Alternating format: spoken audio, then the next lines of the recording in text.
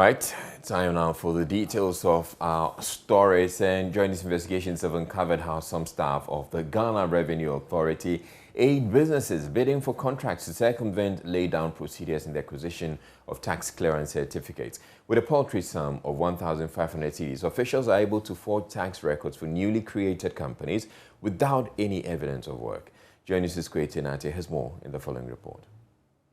I have received countless information that contractors and business owners fake tax clearance certificates so they can bid for government contracts. So I set out to verify the authenticity of this claim. I began by registering a company called Basket Ports. Barely a week after the company became official, I set out to get a tax clearance certificate, even though my company had no tax record. Before we get into the detail of how I managed to get a forged tax clearance certificate, which could pass off as authentic, the head of Domestic Tax Office, Edward GRA, explains why a tax clearance certificate is important.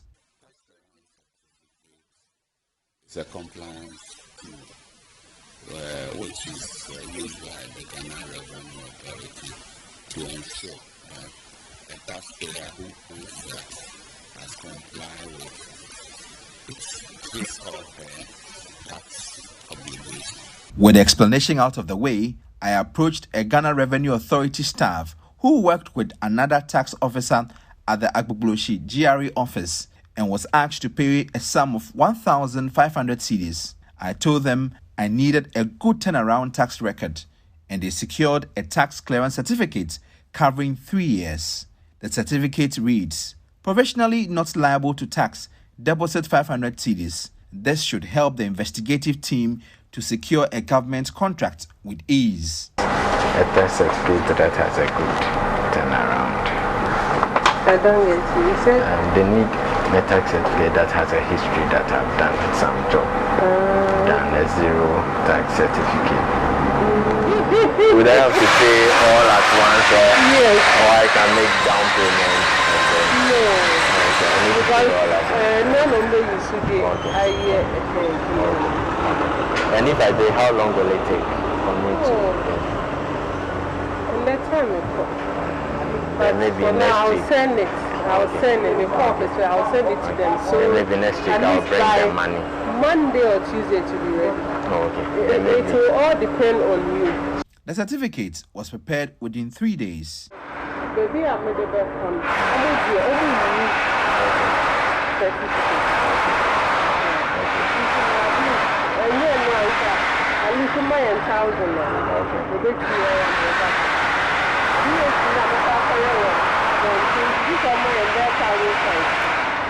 So let's see Tuesday. okay. So Tuesday I would have to come. Oh, you don't need to come. If it's ready, you can memo it to me. Okay, no problem. Head of the Domestic Tax Office, Edward GRA, says the practice is fraudulent. He explains why. If it's a new company cannot. So if you have a clearance certificate for a new company, which is indicating that the company has been paying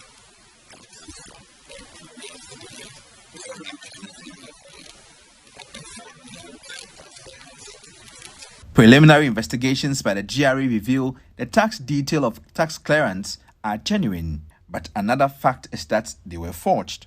The head of the Domestic Tax Office says they will investigate further to establish the details of the individuals behind the act. We will be happy to investigate to find out how this tax clearance certificate was issued to the company. And if we find out that it was done fraudulently, we will use necessary sanctions to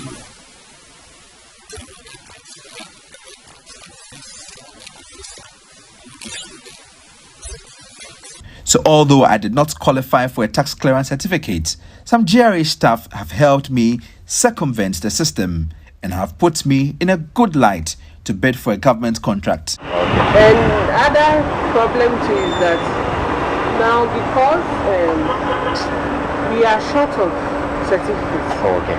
but some of the offices, they have it. Those who work on that schedule, Okay. Omo di bia dodge no No, dear. We had to do an ejima. It is clear beating the system in Ghana comes at a price. So what is your price tag? Kwetinatis reports for Joy News.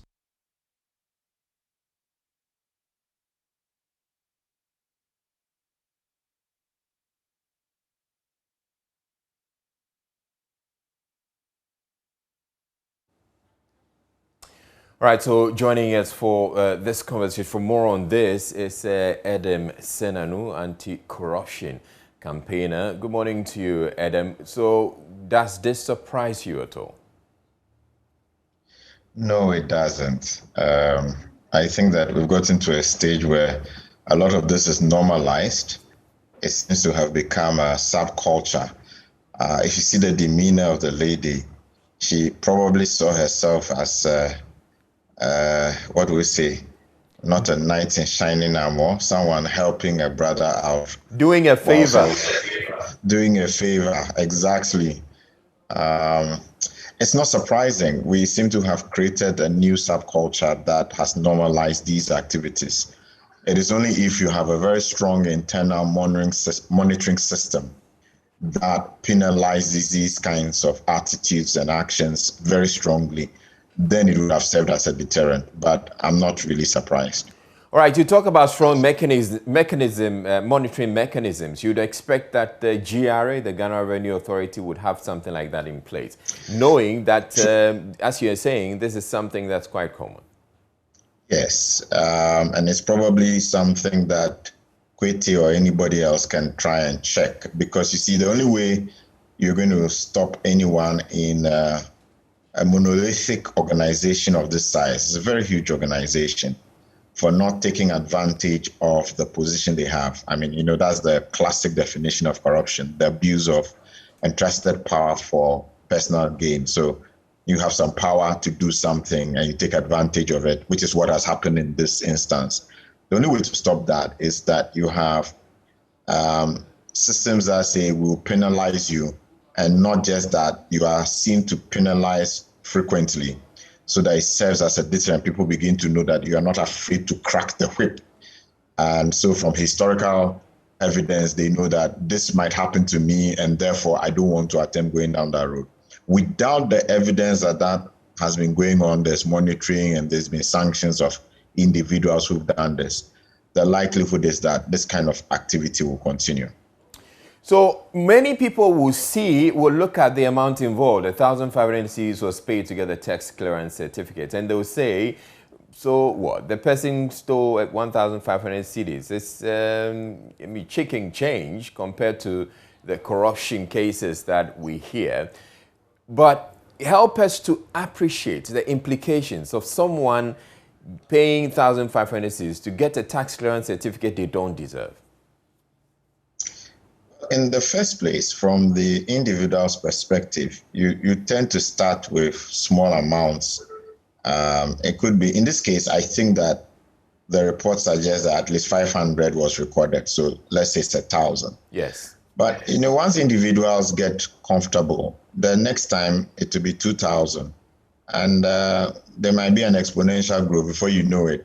Then that person is involved working with others to deprive the state of much more. So that's one aspect of it. The fact that if you're not holding on to the small drops, you are likely to be creating a bigger hole for monies to be lost to the state.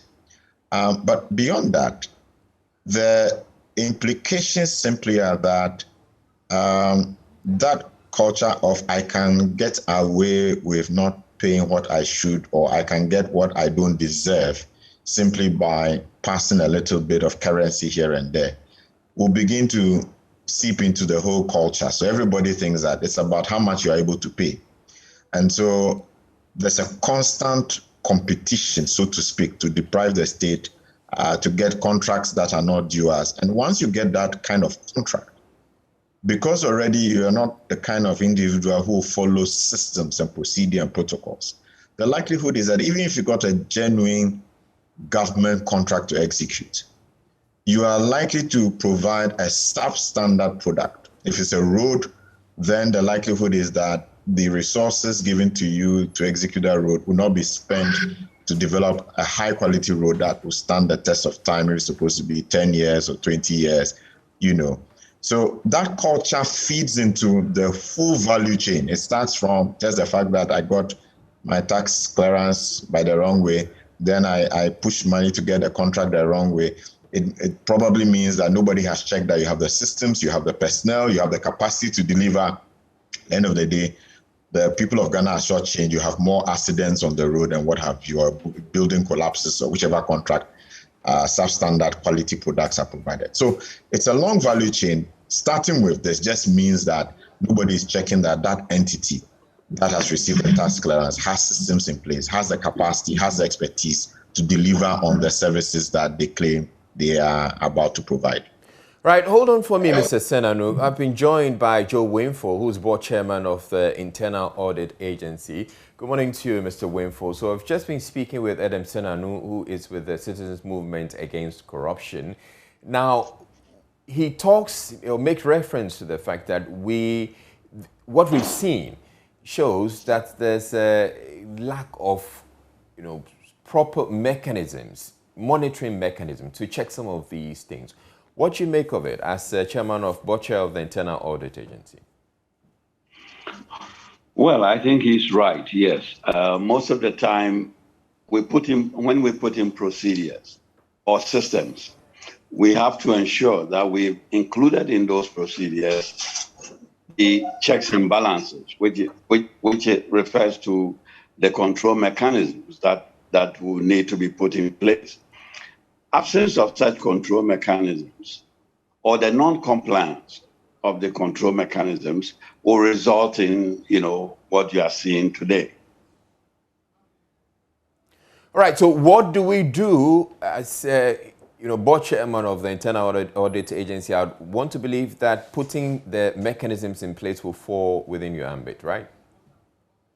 Yes, I mean, that is the whole essence. It's risk management, including ensuring that there are effective controls within the public sector and so on. So why is that missing?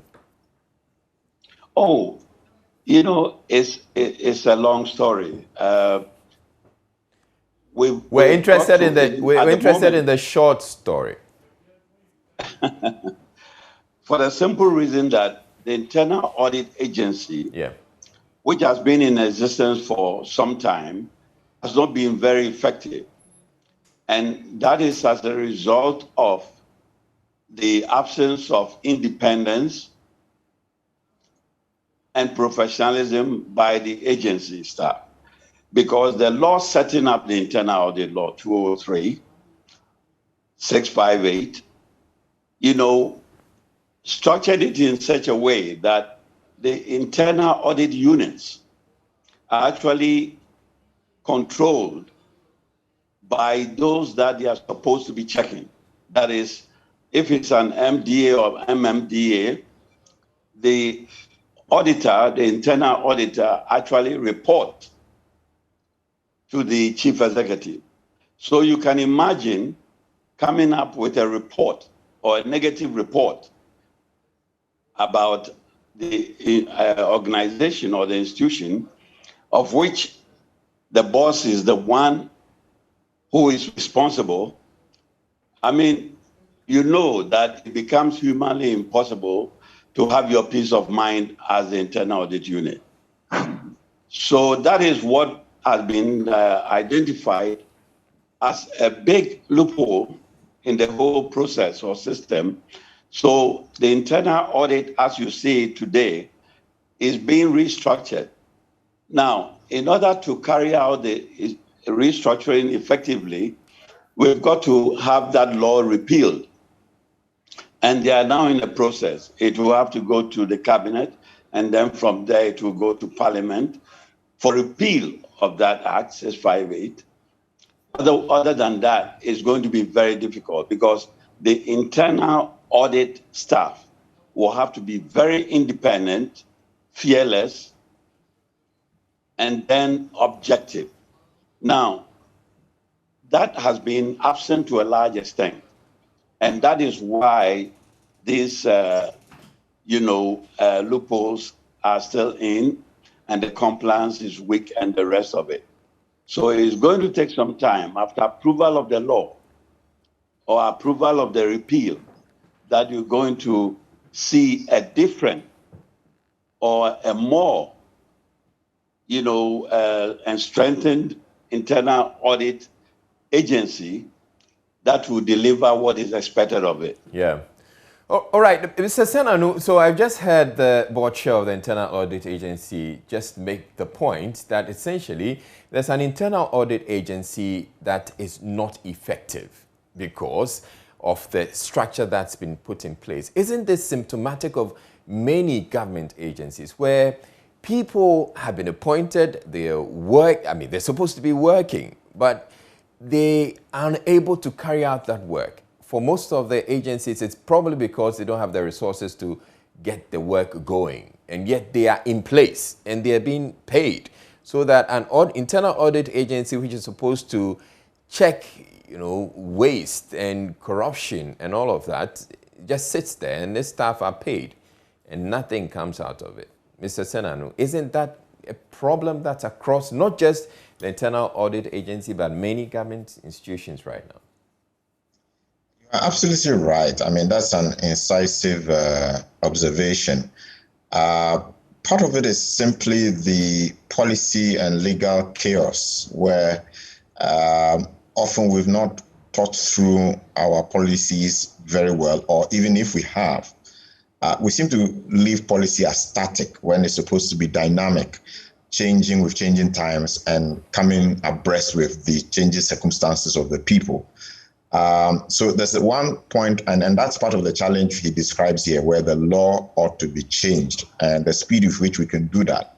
The other jurisdictions where the speed of changing policy is faster. Public policy is supposed to be dynamic, but our jurisdiction, it tends to be static, and the changes we need to make to ensure that systems work and deliver the results that we want appears to be very slow.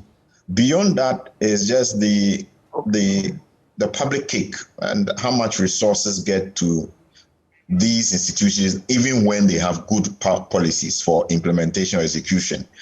And I am happy in one sense that we see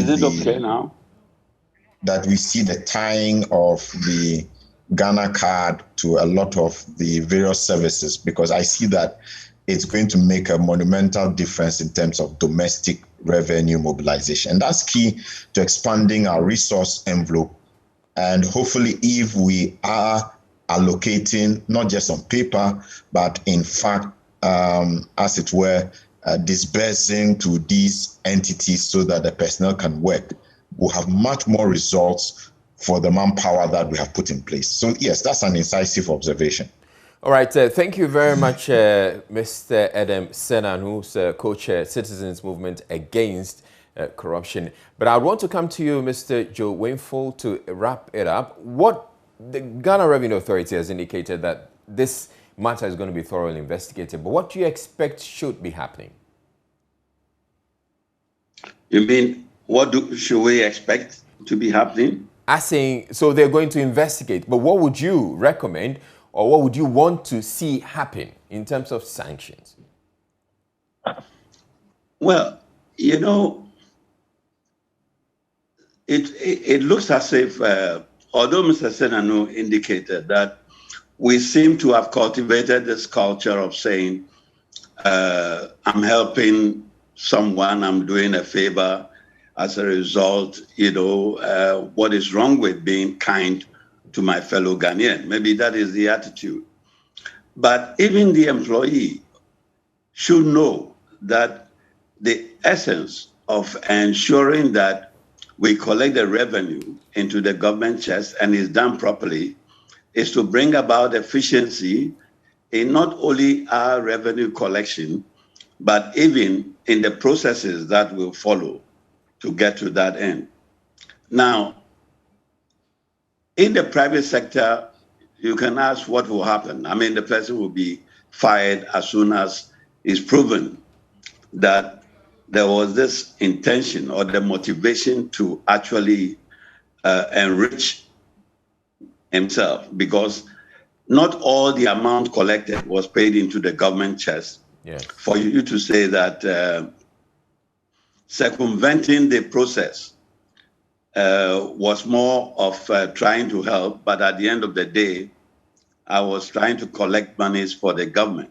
That shouldn't be the case, because there was some of the amount apparently, also ended up with the individual, which means that there was intention to really do this act. So I believe that the right punitive measure, and as a deterrent to others, would be to get rid of that employee. That's a bad nut. And then for all the rest to see that, or to understand that they won't get away with it if they practice that. But there will be a need to, review the systems in place. Yes. Find out the weaknesses within the control mechanisms, try and improve upon them, and then hold the senior persons also accountable, because they are the ones who are charged with actually providing oversight or supervising, and at the same time ensuring that they attain their targets through effective, revenue mobilization. Because there's also a weakness within the whole process All right. of revenue, assessment and collection. All right. And this, I don't think, is, is the major issue at the institution. Most likely, it's just the tip of the iceberg. And maybe we can say that it's giving us the opportunity to, look into, the whole institution and see how best we can improve on what we are doing, because it has repercussions on our development. Certainly. Thank you very much, Joe Winful. Joe Winful is board chairman of the Internal Audit Agency.